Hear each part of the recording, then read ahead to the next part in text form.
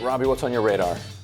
One of the most troubling aspects of the Chinese Communist Party's brutal crackdown on free speech is that it doesn't just affect China, it impacts us here in the U.S. as well.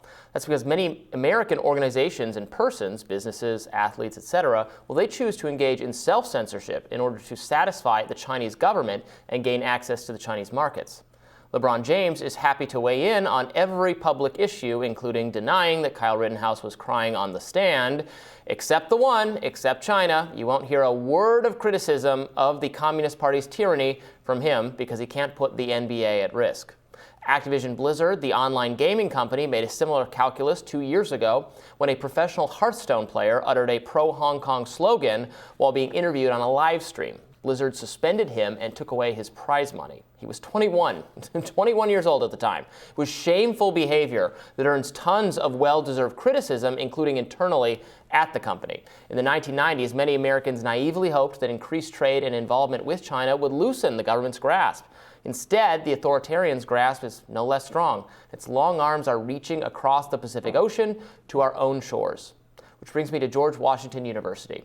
Over the weekend, art posters appeared all over campus that criticized the Chinese government in light of the Winter Olympics being underway. The artist is Badu Chao, a Chinese-Australian dissident journalist whose work protests the Chinese government. The posters of his work drew criticism from GW's Chinese Cultural Association. Here was their statement. As scholars in higher education institutions, we expect the university community to have basic scientific awareness, maintain cultural diversity. This series of posters instigated not only hatred within the Chinese nation, but also hostility between races and contempt between cultures. We believe that George Washington University supports equality and inclusion, and that George Washington University students are friendly and united. Such posters full of hate messages are not only very uncomfortable, but also provoke the friendship between Chinese international students and their classmates from all over the world. These posters have contributed to the world's prejudice and conspiracy theories against China since the epidemic, adding fuel to the plight of Chinese students. So they demanded that GW investigate the matter through the Office for Diversity, Equity, and Community Engagement. Let's pause right there and think about that. A group of campus persons loyal to the Chinese government think criticism of authoritarianism should be suppressed. And thus, in their hour of need, they turn to the Office for Diversity, Equity, and Community Engagement. I think it should tell us something that a university's Office for Diversity is the first resort of tyrants. Badu Chao fired back, writing on Twitter, George Washington University Chinese Students and Scholars Association is launching a witch hunt to the student activists putting my Boycott Beijing 2022 posters in campus. A classic smear campaign to cancel criticism against the CCP via calling it racism. GW President Mark Wrighton initially did exactly the wrong thing, saying in a statement that he was personally offended by the posters and will undertake an effort to determine who is responsible. But after receiving criticism for this statement and thinking the matter over a bit harder, Wrighton reversed course, saying he had responded too hastily. Upon full understanding, I do not view these posters as racist. They are political statements. There's no university investigation underway. The university will not take any action. Now, the Foundation for Individual Rights in Education, a legal advocacy organization that defends First Amendment principles on campus, one that I've long relied on and worked very closely with when I write about these issues, was glad to see Wrighton reverse course, but was nevertheless troubled that his initial impulse was censorship. Quote, it should have been immediately obvious to GW's administration why attempting to unmask and punish anonymous student criticism of China is a terrible idea, and frankly, it's troubling that they needed to be reminded of this fact, said Fire in a statement. If the students who posted this artwork were from China or Hong Kong, then their families could have been placed in real peril if their involvement were investigated, a fate that has awaited other international students who have been uncovered as critics of China at U.S. campuses. Universities nationwide should remember this point. Indeed, we should all be more grateful for our First Amendment freedoms that are not enjoyed in many other countries. Fire would like everyone to be mindful for that and is running an ad during the Olympics featuring Enes Kanter Freedom, an immigrant and player for the Boston Celtics who has refused to mute his criticism of Turkey's dictatorial government. Let's watch. My name is Enes Kanter Freedom. I'm from Turkey. I play basketball in NBA for the Boston Celtics. I remember the first time coming to America, one of my teammates criticized the president. And I said, dude, what are you doing? They might put you in jail. And he said, this is America. And he explained to me about what his freedom of speech means. And unfortunately, if you use your free speech in Turkey, you'll end up in jail. So I started speaking out against the Turkish government, and they revoked my passport, they put my dad in jail, and my dad had to put a statement out and saying we are disowning Venice.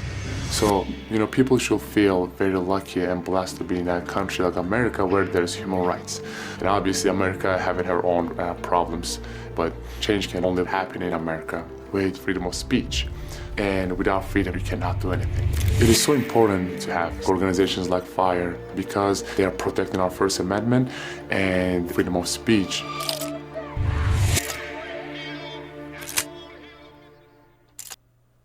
In full disclosure, this is an organization I've worked with very closely over the years. They do what I think is tremendous work defending conservative students, liberal students, socialist students, professors, people of all political stripes, people who get in trouble for bad political speech, for all kinds of things. They defend their First Amendment rights, and so they brought this situation to my attention. It's crazy, that he even. I get that he just jumped the gun, the president of the university, saying, oh, yeah, this is racist, we're going to do something about it, and he didn't really look at the posters, but look at the posters first. And this is not something, this is criticism of the Chinese government. That is not something we will silence on a university campus, right? Right, and people used to try to say, so if you criticize Israel, sometimes you're accused of being anti-Semitic. And so what people sometimes say is, well, that's ridiculous. You wouldn't be accused of being, anti-Russian for criticizing the Russian government or anti-Chinese for criticizing the Chinese government, would you? It's like, well, that argument's not going to work anymore. No, right, because you are. Now you are and will be criticized. And that's what they were saying. That's what the Chinese Cultural Association was saying, that this criticism is racist and contributes to racist stereotypes. No one is criticizing Chinese people. It is the government of China is very bad. They are bad to their own people. They've either unleashed through their negligence or through their lack of transparency this pandemic upon us. The government, not the people of China, the government. It is a very bad government that should be criticized. Right, but that's the move here in the U.S. If you want to defend yourself, to say that actually the criticism is some type of offensive class, in this case, racist. Right. And so.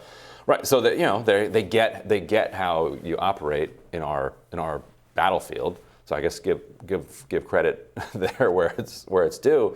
But right, you have to be able to criticize the actions of a government without being told that you're just channeling bigotry or fueling bigotry as a result. And doesn't it tell us something this group, the Chinese Cultural Association, they want this kind of speech suppressed, and who they go to in hopes of getting suppression is the Office for Diversity.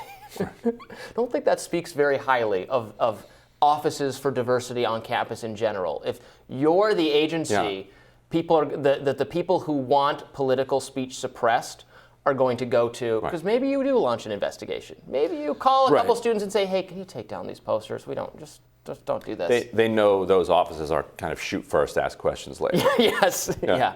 And they just want the shots fired. They just want them fired. Yeah. So and let us know, were those Chinese exchange students? Let us know. Right. We might have some people we'll share that information with if we can learn that information. That's a key point, because we talk, we whine all the time about cancel culture here, which can mean at worst, say getting fired, getting booted off. There are serious consequences, very serious consequences. Arrest. But not arrest, torture, death, imprisonment. Right. Which are made the kinds to sign of false denouncing statements. denouncing your entire family. Yeah. Right. What are the kinds of exactly. Yeah. So this incident did attract attention from broader national attention. I think various Republican senators were criticizing GW for this, but I think it's fair criticism, and I'm glad the president put out the better statement after, again, he thought about it and looked at the poster. But maybe guys just be a little less knee-jerk. We need to even the whiff of potential possible racism somewhere, we must come down so hard without thinking it through or looking at it. Don't do that. Well, one accusation that gets leveled at administrators is that they were too slow in responding to X incident. And that can be used as calls for their resignations when protests begin. And so I think administrators weigh the cost benefit for them. There is a cost. There is a potential cost to them in waiting and sifting through before they speak. And that cost could be you waited too long to speak and you need to go. Yeah, wait longer. That's my advice. Wait longer. Well, our rising panel is next. Stick around for that.